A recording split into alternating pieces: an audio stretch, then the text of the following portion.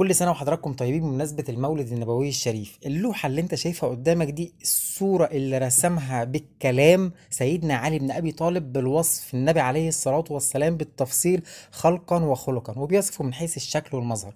نيجي للمكتوب: لم يكن بالطويل الممغط ولا بالقصير المتردد، وكان ربعه من القوم بعيد ما بين المنكبين، ولم يكن بالأبيض الأمهق ولا بالآدم، كان أظهر اللون أحسن الجسم، ولم يكن بالجعد القطط ولا بالصبط، كان جعدا رجلا، كان أسيل الخد وفي وجهه تدوير، وكان أبيض مشرب، وكان أدعج العينين، بين كتفيه خاتم النبوة هو خاتم النبيين، أجود الناس سردا وأصرفهم لهجة وأكرمهم عشيرة، من رآه هابة ومن خالطه أحبه، لم أرى قبله ولا بعده مثله صلى الله عليه وسلم.